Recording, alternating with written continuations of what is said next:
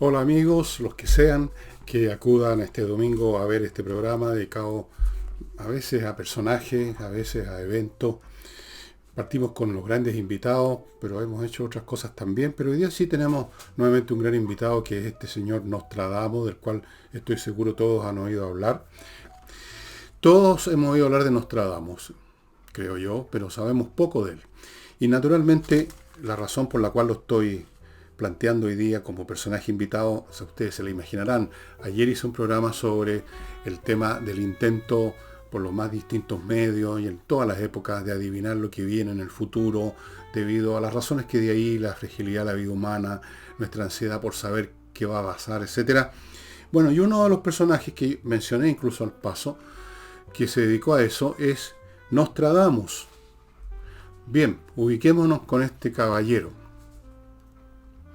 Este señor se llamaba Michel de Notre Dame, Miguel de Nuestra Dama. Se puso ese nombre porque, el padre de Michel era judío, se convirtió al catolicismo y se puso Michel de Nuestra Dama porque el día en que se convirtió se celebraba no sé qué aniversario, qué día el santoral de la Virgen. Entonces se puso Michel de Nuestra Dama. Su hijo, el que nos interesa a nosotros, se puso Michel de Notre Dame. Y Notre Dame, Nuestra Señora, en latín se dice Nostradamus. Por eso quedó como Michel Nostradamus o de Nostradamus. Nació en 1503, principios del siglo XVI, y murió de una enfermedad en 1566. O sea, vivió bastante poco, ¿no? 53 años nada más. Pero ese era más o menos el promedio en que se moría la gente que no se había muerto de guagua, que morían muchísimo. Los que lograban subsistir no vivían mucho más que eso. Incluso esto parece bastante para esa época. Esto en Francia, por cierto, en Francia. Bueno,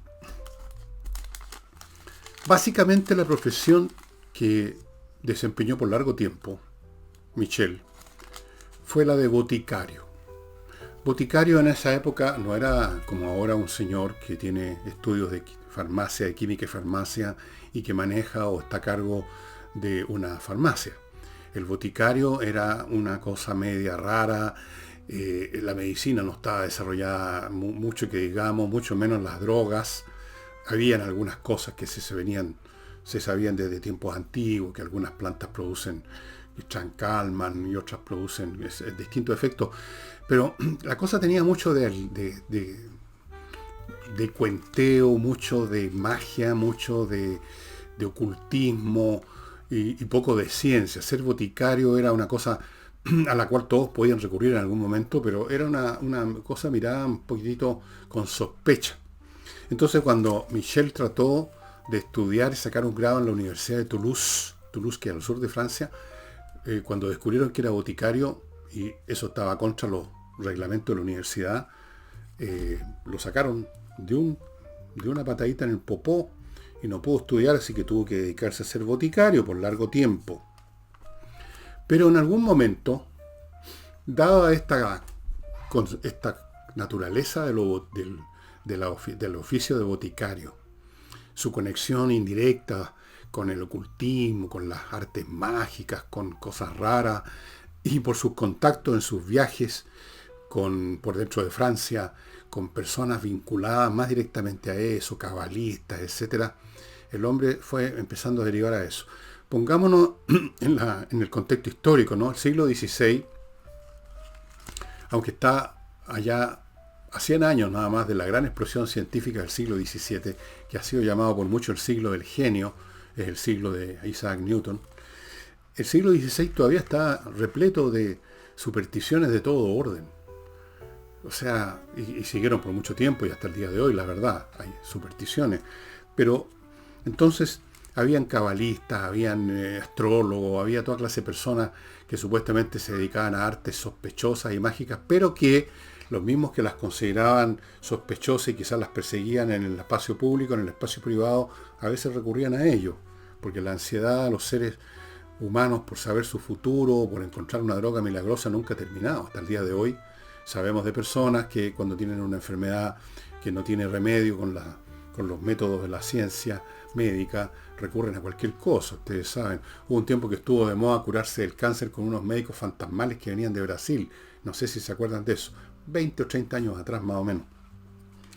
Bien, poco a poco empezó a derivar y en un momento dado publicó un almanaque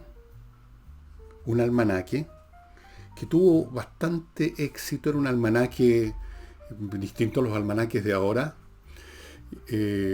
un almanaque en que los días estaban asociados con predicciones o con otras cosas, y eso lo llevó derivando poco a poco a esta cosa que seguramente empezó a ver que tenía mejor mercado que la botica. Finalmente publicó lo que se llamaron las profecías. Esa es la obra, digamos, que hizo famoso en su época y lo hizo famoso hasta el día de hoy a Nostradamus. Las profecías. Las publicó el año 1555. El hombre tenía 42 años entonces. Está compuesto por 942 cuartetas. Estas cuartetas son 4 líneas escritas como una especie de poema, escritos de la manera más ambigua y oscura que se puede imaginar, él en parte para darle caché a lo que estaba haciendo seguramente, en parte para eludir a la Santa Inquisición, en parte para disfrazarse un poco. Si ustedes examinan las cuartetas en su texto original y no las traducciones, en que está todo en un idioma X, están escritas con una mezcla de idiomas. Mete el francés, el latín, el griego, el hebreo, inventa palabras aquí. Desde luego utilizó en la confección de este libro toda clase de materiales sacados de todas partes. Por ejemplo, pasajes sacados casi textuales o con estos cambios semánticos de autores de la antigüedad, de cronistas medievales. Plagió muchos pedazos, pero en esa época no sé, el concepto de plagio no existía. Los autores se podían copiar unos a otros sin ningún problema, nadie reclamaba.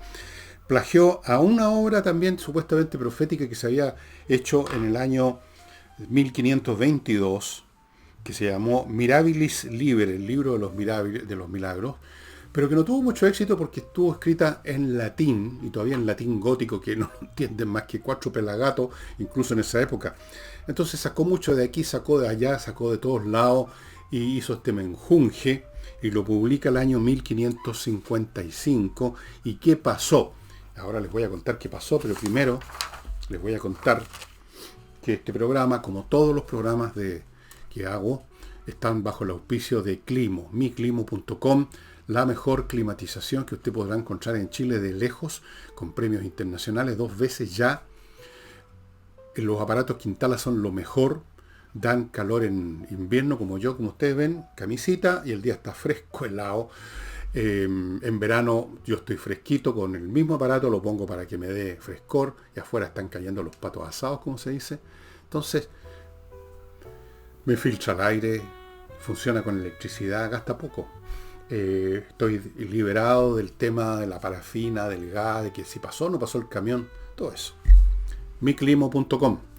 Y entramos ahora a SLI, Sistemas Logísticos, Servicios Logísticos de Ingeniería, consultores que hacen un estudio de la logística de su empresa, descubren los puntos débiles, le ofrecen alternativas o le ofrecen un modelo completo nuevo, hecho científica, matemáticamente, para que todos los procesos logísticos de su empresa, o sea, los transportes por el espacio y el tiempo de material físico, desembarcar material en los puertos, qué sé yo, mercadería o lo que sea, los containers, el tema del transporte, el bodegaje, almacenaje, todo el movimiento físico de una empresa en la logística.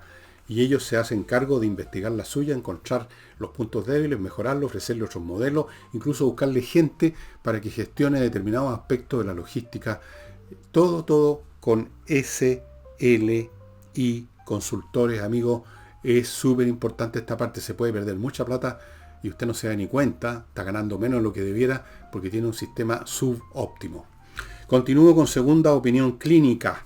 Ya les he explicado, un grupo de médicos que hace años reciben, usted se contacta con ellos primero por internet, todo es por internet. Les manda todos los datos, exámenes médicos que se hizo a propósito de alguna enfermedad importante que usted tiene que va a durar mucho tiempo. Usted hasta el momento solo tiene la receta que le dio un médico en 5 minutos y nada más. Ellos van a estudiar su situación, se van a contactar con usted y van a conversar una hora online para pintarle el cuadro completo de su enfermedad, cómo vivir de ahí en adelante, cómo tratarla, todo, el paquete completo, no meramente una receta de 5 minutos. Realmente este es un servicio que hace mucha falta porque hoy en día la medicina opera como una producción en serie, ¿no? Van entrando y saliendo los pacientes así rápido y uno queda un poco en el aire. Esto es una versión mejorada, diría yo, de lo que eran los médicos de cabecera del pasado. Segunda opinión clínica. Sigo con suplemento Vito, que usted mezcla con la comida normal de sus mascotas, sus gatos y perros, y esa comida normal se va a convertir en una super premium que va a tener a sus regalones contentos, con el pelaje brillante y, muy importante, mucho más sanos, mucho menos proclives, los que tenemos mascotas sabemos, a esas enfermedades que en 3 días un animal se liquida, se mueren, o hay que llevarlos a la clínica, o moribundo, sale un ojo en la cara a la clínica veterinaria. En cambio, usted se evita todo eso si están muy súper bien alimentados, y para eso está el suplemento Vito que usted consigue en el sitio o en cualquier masquetería. Casi en todas está este producto. Y termino el bloque con Oxinova, que es otro producto increíble, un polvito que usted mezcla con agua por un rato y luego lo vierte en aquellos lugares donde hay malos olores, lo puede también vaporizar y se acaba el problema por meses, porque este líquido que se forma con una colonia de bacterias aeróbicas destruye todas las otras bacterias, las anaeróbicas, que son las que producen la descomposición y el mal olor. Es un tratamiento que va a la raíz del problema. Bueno, volvamos a nuestro amigo Michel de Nostradamus. Publica entonces sus profecías en 1555. Al principio son miradas, algunos las ven como fantásticas, otras las ven con sospecha, pero empezó a obtener clientela en los círculos más encopetados de Francia, y una de sus clientas fue nada menos que parte de la corte real, la Catalina de Médicis. Así que se acabaron las críticas, todo el mundo, y empezó a trabajar con mucha gente con plata que lo llamaba para que le hiciera sus cartas astrológicas específicas o lo que fuera, siempre con esta ansiedad, como les contaba ayer, de la gente de saber qué se viene para prepararse, como sea. Y en cuanto a su vida privada, mientras tanto, fue un hombre que no la pasó muy bien, se casó 2 veces, la primera vez tuvo 2 hijos con una señora, y estamos viviendo en una época de muchas plagas y pestes, algo así como el COVID, pero eran mucho más destructivas, y se murió su señora y sus 2 hijos, una cosa terrible, imagínense. Se casó por segunda vez, ahí tuvo un montón de hijos, muchas pestes, y este hombre en algún momento, yo no sé si, bueno, antes de su libro Las Profecías, y también probablemente un poco durante ese periodo ya, él recorría buscando ayudar en este tema de la peste, y más de alguna vez encontró soluciones, o por lo menos intentos de soluciones bastante interesantes, como por ejemplo mantener en lugares limpios a los enfermos. Después él vendía una llamada píldora rosa, que parece que era un compuesto con mucha vitamina C, que sin duda ayuda a los enfermos, de manera tal que no era pura superchería lo de él, ni mucho menos. Ahora, el tema es si era superchería sus famosas profecías. Bueno, eso es un tema que se discute, que se discutió en su época, se discutió después de su época, y se sigue discutiendo hoy día. Naturalmente lo más fácil, lo que está más al día, lo que está más en sintonía con los tiempos, es decir que todo eso era absurdo, que esas mezcolanzas que hacía en sus cuartetas para darle caché no tienen sentido, que las cuartetas eran muy ambiguas, por lo tanto podían ser interpretables de cualquier manera, y eso es cierto, es totalmente cierto. O eran de una ambigüedad que, claro, es como decir, el próximo año va a haber una tragedia. Claro, siempre hay una tragedia. O el próximo año van a haber inundaciones. Siempre hay algún lugar del planeta con inundaciones. ¿No es cierto? Eso se le reprochó ya entonces, y se le reprocha ahora. Se dice que no hay nada ahí de cierto, no es que no podía haber el futuro, ni mucho menos. Pero aquí está el tema, ¿no? que estas cosas hay que verlas con algún cuidado, como les decía ayer. Si no han visto el programa, véanlo. Porque resulta que, a pesar de que muchas predicciones son interpretables de cualquier forma, y otras no pocas que eran más precisas no resultaron. Por ejemplo, una de sus predicciones para nuestro siglo era que en el año 2006 iba a haber una guerra nuclear. No hablaba de esa manera. A propósito de eso, de guerra nuclear, ya voy a examinar un poco el tema de la semántica usada por el lenguaje usado por este hombre Nostradamus. Pero resulta que en algunas oportunidades, algunas de sus cuartetas son de una precisión aterradora. Por ejemplo, en el periodo en que él estaba vivo, reinaba en Francia Enrique II. Y a propósito de Enrique II, le pidieron una cuarteta que decía así, porque la anoté textual casi entera: el león joven superará al león mayor en un campo de batalla, atravesará no me acuerdo si era una lanza o algo así, atravesará sus ojos a través de una jaula de oro y va a morir, etc. ¿De qué está hablando? ¿De qué está hablando Nostradamus?, dijeron. Precisamente en esos días, un poquito después de la predicción, estaba celebrando la paz de Cambrai, no había guerra.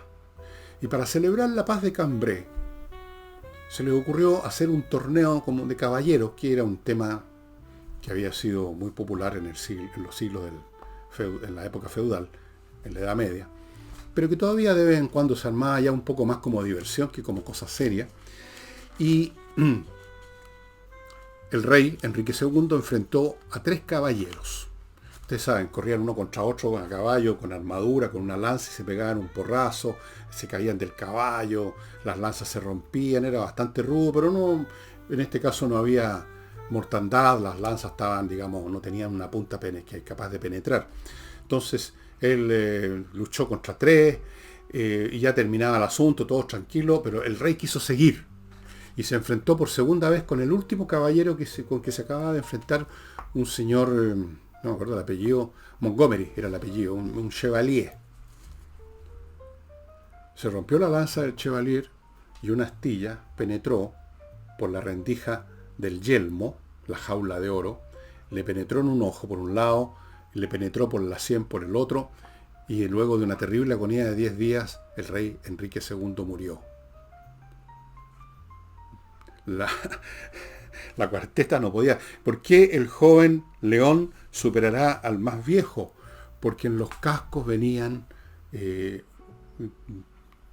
las figuras de un león. Bueno, con eso, imagínense ustedes, fue terrible. La fama de Nostradamus quedó completamente firme, ¿no? Totalmente. Ahora, si nos remontamos a cuartetas que tienen que ver con siglos más futuro, hay una cuarteta que no anoté, pero que ustedes pueden verlas. Todas estas cosas están en las cuartetas de Nostradamus en la internet, las van a encontrar sin problema. Quatrain se dice en francés, las cuartetas, o se decía en esa época, las quatrain. Hay una en que predice la aparición de un personaje que va a llevar al desastre al mundo, que sedujo a todos con su oratoria y lo llamó Hitler. ¿Les recuerda a alguien? Hitler, ¿no? Un hombre nacido en un país de Europa Oriental, efectivamente. Hitler nació en Austria, que es la parte que está casi en el borde de Asia, Austria. Y hay otra en que se equivocó. Entonces, la cuestión es cuánta superchería había en realidad y cuánta capacidad había real de este caballero de ver el futuro.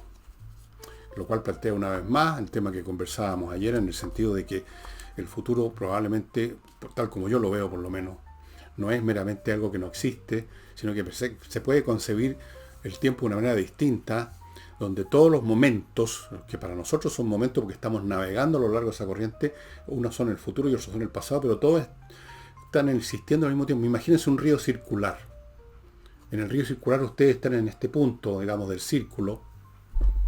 Y ya existe el futuro, el río futuro existe. El río pasado existe. Y uno de alguna manera podría ver con la mente una parte más adelantada, que para nosotros es futuro, de ese río. No sé, es complicado cuál es la materia de ese río, la energía. Todo un mar de energía es como un río de energías que funcionando sea una circular.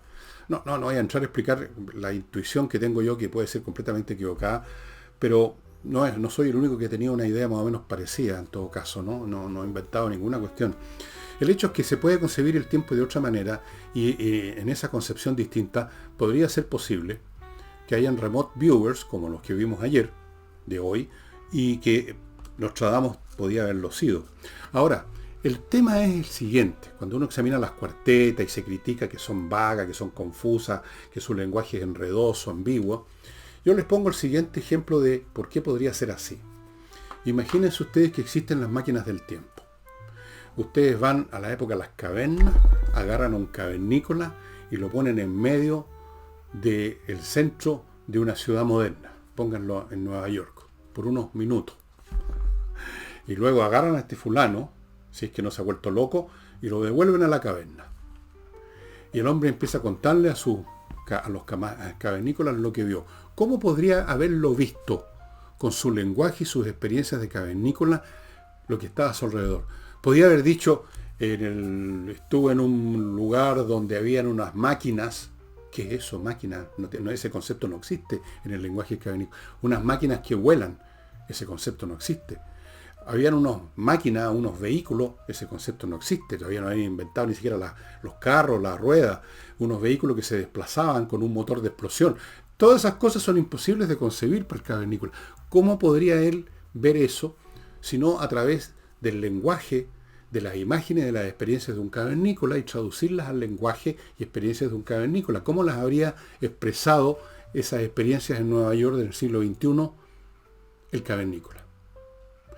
Por ejemplo, hay una cuarteta de Nostradamus, donde según los intérpretes, él está ahí hablando de lo que iba a ocurrir en Japón al final de la Segunda Guerra Mundial, el bombardeo nuclear de Hiroshima y Nagasaki. Y él lo describe de una manera, como corresponde al lenguaje y a las experiencias de un hombre del siglo XVI. Él no podía haber dicho en Hiroshima y Nagasaki, porque habla de dos ciudades japonesas o orientales. Cayó una bomba atómica, que es una bomba que ocupa la energía interna del átomo. Obviamente que no es cierto. Si acaso vio algo, es lo que pudo expresar en el lenguaje de su época. No una bomba que cae de un avión, sino que una llamarada que se lo come todo, una cosa así. Y lo mismo quizás nos pasa a nosotros en nuestros sueños. Supongamos que en un sueño nuestra mente vuela al año 3000 y ve cosas increíbles. Pero en el sueño mismo ya lo estamos transformando, la mente trata todo de encajarlo dentro de sus parámetros, dentro de sus casilleros preexistentes. ¿Cómo lo veríamos? ¿Cómo lo traduciríamos después al despertar?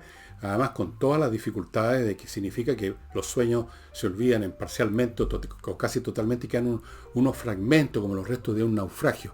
Cuando uno despierta, el sueño es como un naufragio del sueño y quedan unos restos flotando en nuestra conciencia, en nuestro recuerdo. ¿Qué mínima parte de eso que hubiéramos visto en el año 3000 sería aquello que podemos recordar, ¿no es cierto? Pero eso no significa que no estuvimos ahí. Pudo ocurrir. Pero nuestra traducción, de acuerdo a nuestra experiencia, nuestro lenguaje, no está en sintonía con lo que sería lo que vimos en el año 3000. Yo me puedo imaginar a Nostradamus como una mezcla de todas las cosas que se dicen de él, como somos todos los seres humanos. Puede que haya escrito muchas cuartetas simplemente para vender la pomada y las enredaba. Y puede ser que también tenía efectivamente visiones y que algunas de las cuartetas de sus Catrán son visiones distorsionadas por su lenguaje, distorsionadas por su experiencia. Entonces, por eso que una de las más claras es esta del rey, porque tiene que ver con un evento de su época, con los temas de su época. Si en su visión él vio a dos caballeros al rey enfrentándose con las lanzas. Si acaso no lo dijo tan directamente es porque entraron ahí a jugar otros factores. El temor a ser considerado como algunos lo imaginaban, un hombre que había entrado en pacto con el demonio. Y en esa época funcionaba la Inquisición. Entonces había que disimular un poco. O sea, vayan ustedes agregando estos elementos y por lo tanto uno no puede, así como así, con esta arrogancia de algunas personas que creen que se la saben todas, descartar esto de un paraguaso. Antes de continuar, amigos, permítanme recordarles la agencia Nuevo Destino.cl, la agencia de turismo, que a diferencia de muchas otras, atiende personalmente con gente de carne y hueso y no con robot, con bot digitales, a las personas que llaman, que se ponen en contacto y están preparados para prepararle un plan de viaje, no importa dónde usted escoja. No es una agencia que tiene simplemente una carpeta con paquetes hechos y usted, bueno, si no le achunta uno de esos paquetes, váyase a otra agencia. No, usted quiere irse al lugar más extraño del mundo, una isla que está en medio del Pacífico, donde no hay nadie más que Toribio el náufrago, le van a armar un paquete. Le van a conseguir el hotel el Toribio el náufrago, la línea aérea Toribio, lo que sea. Usted le van a armar su paquete, amigos. Agencia Nuevo Destino. Pero a propósito de máquinas del tiempo, Barbería Le Moustache, que ustedes se ubican, son varios locales en barberialemustache.cl, ahí están las direcciones. Yo se las voy a dar uno de estos días, pero ustedes las pueden ubicar fácilmente. Va a ser un viaje en el tiempo. Si usted tiene varios bigotes y le gusta ir de vez en cuando a la barbería, que se lo amononen bien, vaya a las barberías Le Moustache. Una en Ñuñoa, otra está en Apoquindo, me parece, por ahí. Porque fíjese que usted da un paso adentro donde le están diciendo pase a saludar y se encuentra en otro mundo. Los asientos son de los años 20 o 30. Los barberos están de blanco con unas cotonas como se usaba antiguamente. La música es de... O sea, usted entra a una barbería del año 1928 y la va a pasar muy bien. Hay mucha conversación, un clubetoide, podríamos decir, puros hombres ahí, por supuesto, corren los chistes picantes, se huevea bastante, me dicen, y le van a dejar la barba y el bigote a la perfección. Barbería Le Moustache. Sigo ahora con las conversas numéricas.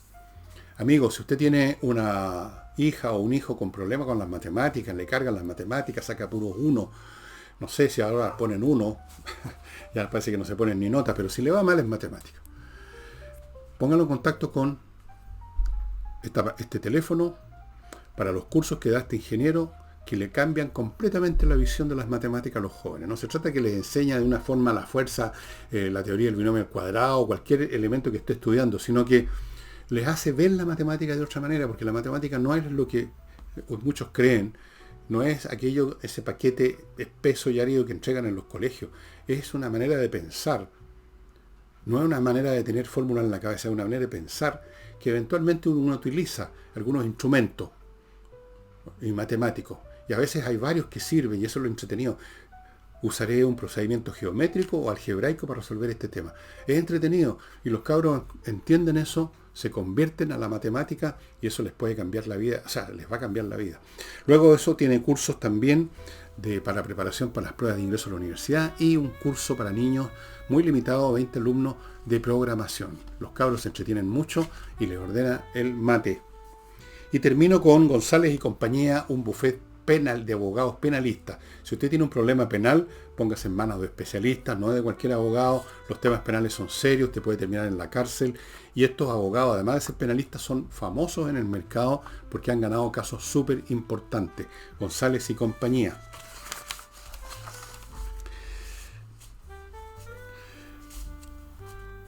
A mí me parece, creo yo, considerando que algunos de los aciertos de Nostradamus no se pueden explicar por pura casualidad, como esto del rey en el torneo, que le entran una astilla, más o menos lo que dice, con un poquito de desviación Nostradamus, o el tema de Hitler.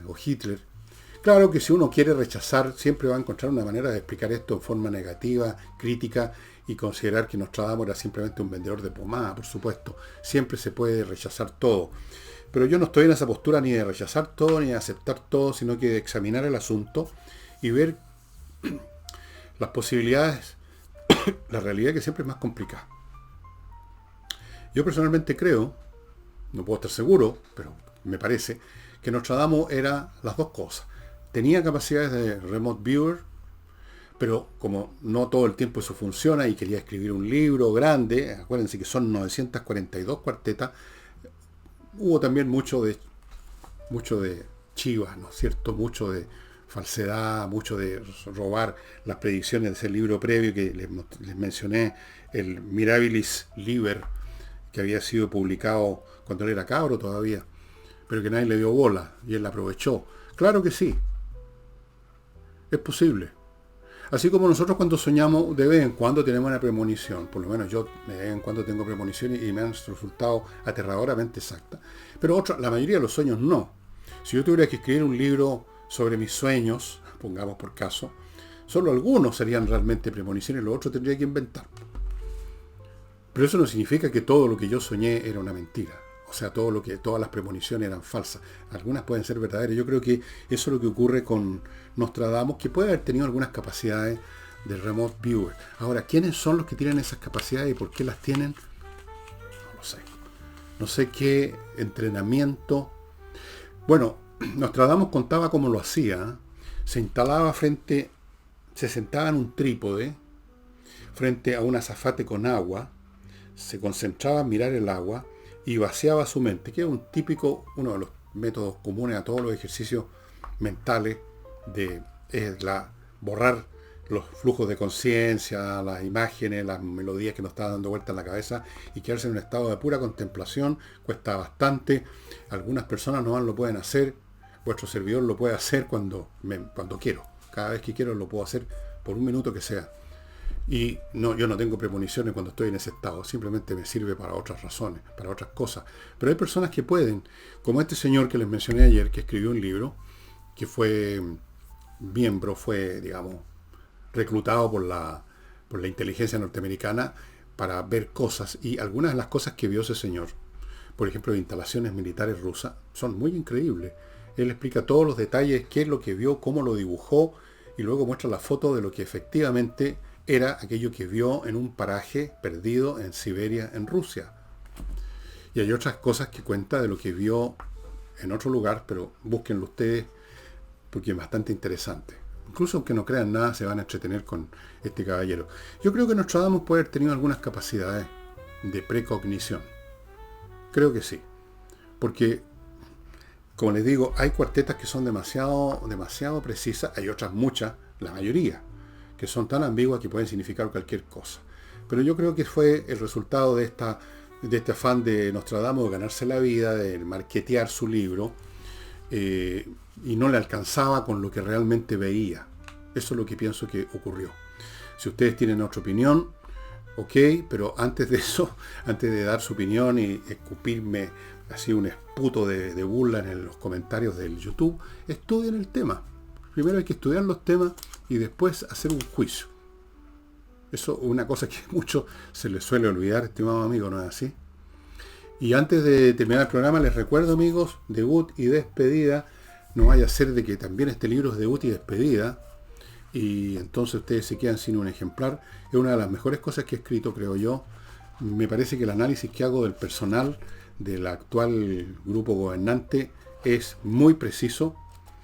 Y yo sí sé que lo que escribo en los últimos 2 o 3 capítulos le va a disgustar a mucha gente. Eso lo sé, pero eso es lo que yo veo. Esa es mi precognición del futuro, así como tuve lo de la revolución. Esta es la precognición que tengo de lo que viene después. En una de esas me equivoco, puede ser. Ahí se verá. Amigos, muchas gracias si han estado con nosotros. No olviden esta señora que está caminando por todo el país para juntar plata para su hijo. Realmente una acción increíble.